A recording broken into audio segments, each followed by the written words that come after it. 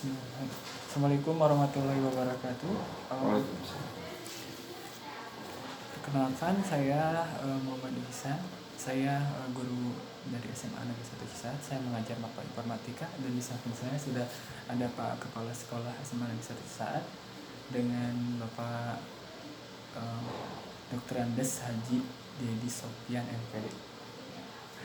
Baik, ini sesi kedua ya.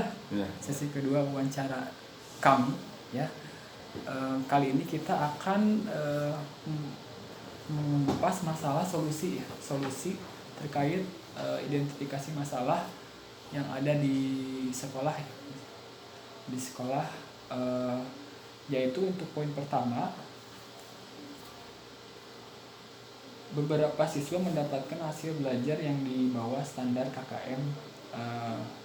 Kemudian akar penyebab masalahnya itu adalah model, metode, dan media pembelajaran yang guru terapkan kurang sesuai dengan gaya belajar siswa. Nah, untuk solusinya sendiri itu seperti apa? Sebab ini titik tekannya ada di guru, maka memang yang harus kita berubah pertama kalinya adalah setting mindset guru ya, mindset guru, sehingga memang pemahaman guru terhadap metode pembelajaran, model pembelajaran ini harus kita tingkatkan. Maka sekolah mengambil kebijakan bahwa kita akan programkan untuk penyelenggaraan in-house training khusus membahas masalah model-model belajar, kemudian metode mengajar, dan seterusnya. Jadi sekolah akan memprogramkan penyelenggaraan IHT IHT itu ya. Itu pengambilan kebijakan yang bisa diambil oleh kepala sekolah. Oke. Baik, selanjutnya untuk poin kedua, mengenai beberapa guru kesulitan menerapkan berbagai metode pembelajaran yang sesuai dengan karakter, kemampuan awal, dan gaya belajar siswa. Nah, akar penyebab masalah yang setelah dianalisis dari berbagai sumber itu yaitu beberapa guru belum melakukan asesmen diagnostik kognitif dan non kognitif. Nah, terkait solusi dari Pak Kepala Sekolah sendiri seperti apa? Nah, terkait dengan kebijakan sekolah mengenai hal ini, maka sekolah sudah sejak awal menyadari hal itu, dan sejak penerimaan siswa baru di awal penerimaan kita sudah selenggarakan tes psikologi dengan psikotes. Psikotes ini tujuannya adalah untuk melihat kemampuan dasar yang dimiliki oleh siswa. Jadi kemampuan dasarnya apa, kemudian bakatnya kemana, ini bisa dideteksi lebih awal sehingga guru bisa menentukan treatment yang harus dilakukan. Sebab tentu saja setiap anak itu sesuai dengan keunikannya memiliki kelebihannya masing-masing.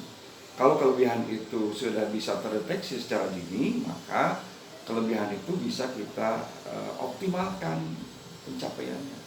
Jadi kita sekolah menyelenggarakan tes awal, tes psikologi, kemudian termasuk juga ada di penerimaan siswa baru kita ada tes baca tulis Quran. Itu kita juga melihat kemampuan dasar mengenai baca tulis Quran untuk selanjutnya menjadi bahan pertimbangan untuk pengajaran selanjutnya. Sehingga dari situ kemudian muncul klaster, ini anak bakatnya apa, harus treatmentnya bagaimana. Itu lewat tes psikologi. Jadi guru dibantu untuk mengetahui kemampuan dasar yang dimiliki oleh siswa.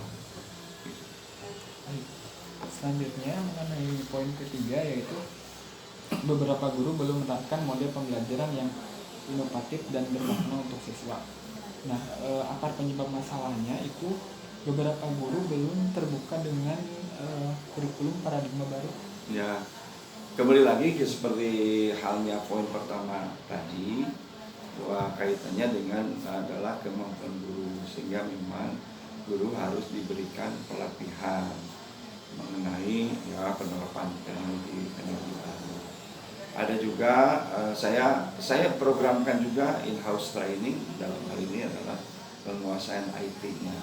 Di samping juga guru-guru diperintahkan untuk paling tidak dalam 1 tahun itu memiliki sertifikat pelatihan yang diselenggarakan oleh platform Merdeka Mengajar PMM. Juga satu sertifikat dalam 1 tahun dari platform SIM PKB, supaya kemudian terbuka kemampuan pemahaman mengenai pembelajaran terkini. Jadi saya sebagai kepala sekolah memerintahkan paling tidak itu ada dua sertifikat ya yang bisa kita raih, dengan tentu saja ini gratis. Jadi kalau kita ikut pelatihan di platform Merdeka Mengajar ya gratis, ikut pelatihan di SIM PKB juga sama gratis.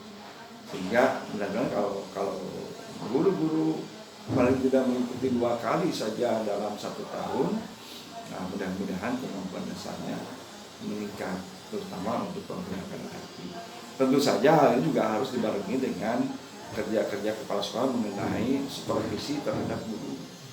Biasanya kalau tidak disupervisi hanya sebatas menjadi pengetahuan saja tanpa ada penerapan di lapangan. Itu benar. Baik. Selanjutnya pertanyaan terakhir, ini mengenai beberapa guru belum open-minded terhadap pemanfaatan teknologi atau inovasi dalam pembelajaran. Nah, akar penyebab masalahnya kebiasaan beberapa guru yang sulit diubah dan masih nyaman dengan metode lama. Nah, terkait solusi permasalahan tersebut seperti apa? Ya, ini kita harus juga memotivasi kawan-kawan guru ya. Harus memotivasi kawan-kawan guru supaya mau menerapkan teknologi pembelajaran yang baru, teknologi yang berbasis IT. Oleh karenanya, kalau kemarin tahun-tahun yang lalu masih memiliki alasan kok di kelasnya belum tersedia media-media untuk media digital, maka untuk mulai tahun kemarin, mulai semester kemarin kita sudah sekolah sudah berupaya melengkapi peralatan IT yang ada di kelasnya, sehingga nanti tidak ada lagi alasan bagi guru untuk mengatakan bahwa memang tidak ada fasilitasnya. Nah, kita udah jaringan internetnya kuat, kemudian fasilitas di kelas juga proyektor yang sudah permanen tersedia di kelasnya masing-masing. Tidak usah angkat jum-jum bawa proyektor atau infocus kelas, tapi memang di kelas itu sudah ada terpasang infocus secara permanen, sehingga mudah-mudahan ini akan merangsang para guru untuk bisa melaksanakan pembelajaran yang kemudian berbasis